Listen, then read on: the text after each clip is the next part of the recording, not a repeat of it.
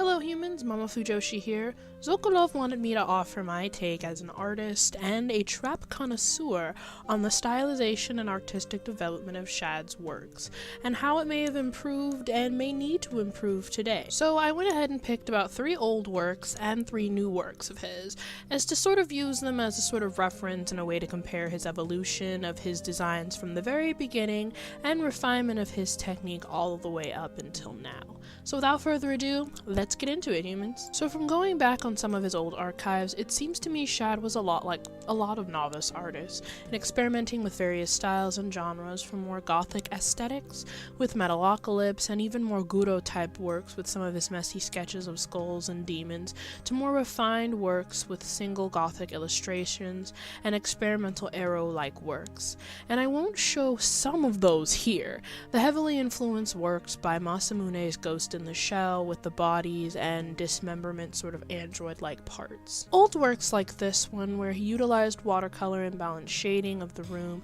from the highlights of the desk in the area closest to the light, to the brighter and more richer colors of reds and yellows, and objects like the bottle of alcohol, which is highlighted with a white sort of glimmer of light to show that the shine reflected off of the lamp to darker grays, and black mixtures on areas like the outer layer of the desk, the left side of the man's face and clothing, to show the complete shadows as well as the crevices and how the mood of the place is sort of set. And in many of his works, without any words, you can get a pretty much of a general grasp and gist of the atmosphere in the works and the tone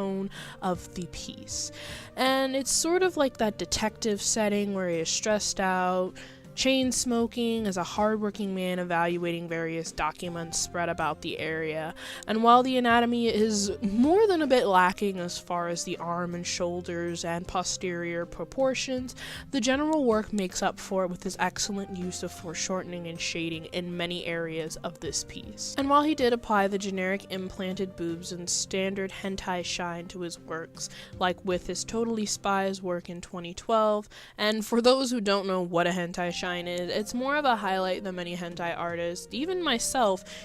use on parts of the body, whether it be on a latex or just the skin itself, to accentuate the sultry sexualization of a character's assets, to set the mood of their work as to what you're getting into. And in this piece, Shad seems to have a decent grasp on his knack for coloring and shading, as I stated in the previous works, while still making clear anatomical mistakes that shading just can't really hide or fix, such as Alex's right arm looking a bit like it's broken or completely backwards, and the hand not looking at most normal, or Sam's feet looking extra big and clunky and very off model from the rest of the girls' bodies and proportions. As he continued to draw monthly, he got a better grasp for shading, and while admittedly his anatomy still lagged a bit into a more generic work and even often seemed rushed in product, with small mistakes like in his 2014 Grimoire work, where her right arm looks to be completely backwards due to the awkward nature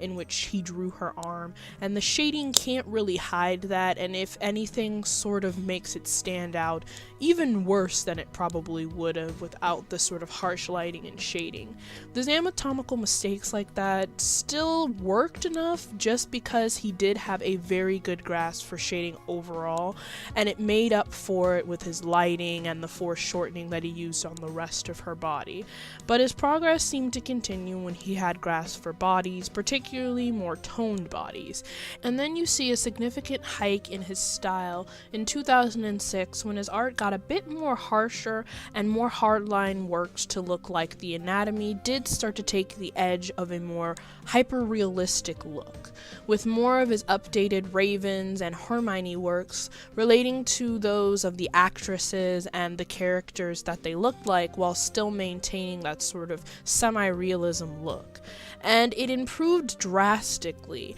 and the attention to detail seemed pretty uncanny, as you could tell his painting and blending in mixtures with the digital art medium was beginning to unfold at its peak. But with this impressive look at his anatomy and style, his creativity seemed to dwindle right at the same time. His comics began to get less ambiguous and more mysterious like his early works, and began to tell more of a just meme-oriented, bland and simplistic style that you see more with The Odd Ones Out or Cyanide and Happiness. And while I enjoy both those creators I just mentioned and their comics and animation, they actually had punchlines that weren't just another iteration of a meme that had already been beaten half to death, or an old saying retold 3 million ways, 3 million times to 3 million types of people. But to be fair on that note, he doesn't really have to try at this point, because at this level in his career, he has achieved that high of a status as an artist and a creator that whatever he posts, regardless of how funny, good, or bland it can seem or appear to people, his fans and even outsiders who are just sharing it for the lulz and memes will still receive it because that's a part of his branding set.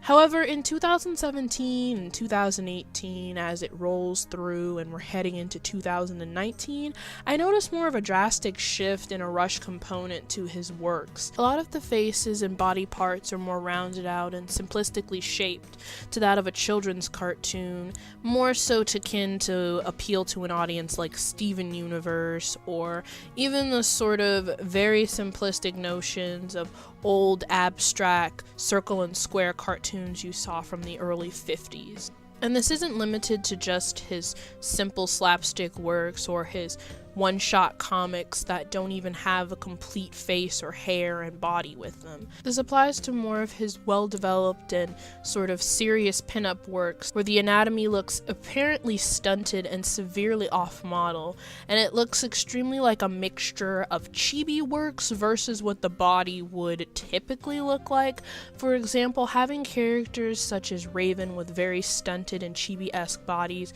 which only assume to keep the assets and boobs and butt more prominent without having to blend it in more to her original body type so it doesn't look completely off. Because again, Shad leans more towards the cartoony style to begin with, even with his realism works, unless he just wants to make a hyper-realistic, like, Disney princess like the work he did with Wreck-It Ralph 2, but it's something I think he should work on smoothly applying and transitioning into his works, because it does often seem very off-putting, and part of that I know could probably be attributed to the fact that his sort of brand with the whole lolly looks or the sort of very young, impressionable looking characters that he draws, but at the same time a lot of the full-grown women that he draws, such as the Ivanka Rump character that he does, it doesn't really look like an adult woman. It just kind of looks like a stunted sort of midget style model of the character, and then he just adds a set of boobs and butts to them. And to many, even in the erotic community, that can look very off-putting just from an outsider perspective. And I think it's something he can just improve on through continual practice or just experimenting, because it seems like he does have at least the bare minimum basic gist of anatomy down.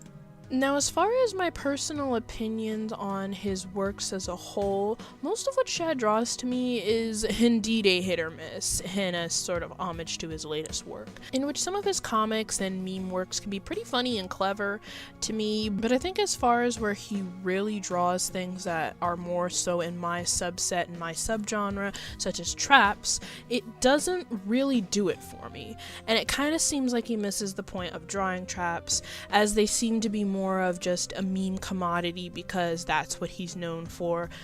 to sort of up the stakes of the porn game because he's known as the guy who can,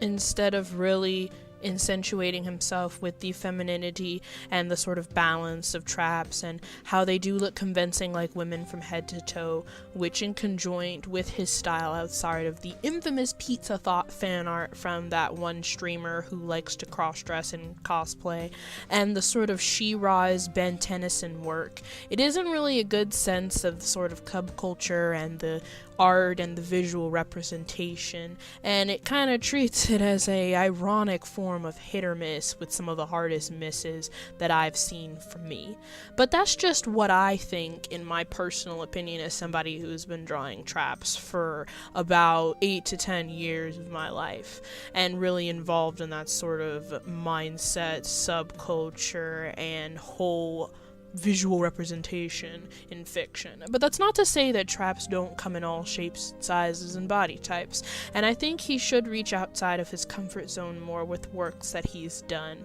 with like the black guys and the tea party with the little girl and his comics, and even when Waluigi gives Daisy a smash invite work, as well as some more sentimental but still brutal take on the sort of school shooter kid aesthetic that he did recently. He has an endless library of material, so it's not like he can't really experiment and doesn't have much to go from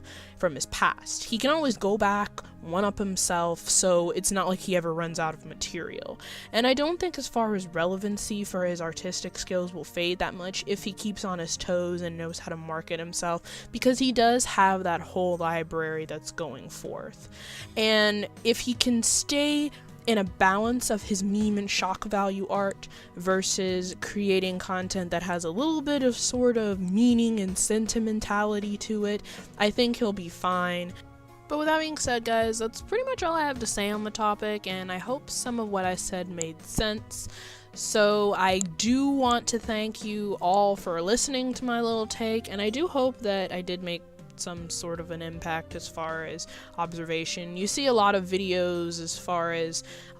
disapproving and approving of ShadBase's content, but I did want to take a different route and just look at his art as a whole from an unbiased, just an artistic standpoint, and maybe a little bit of my opinion as far as a few subjects that went through whatsoever. But other than that, that's really all I got to put in.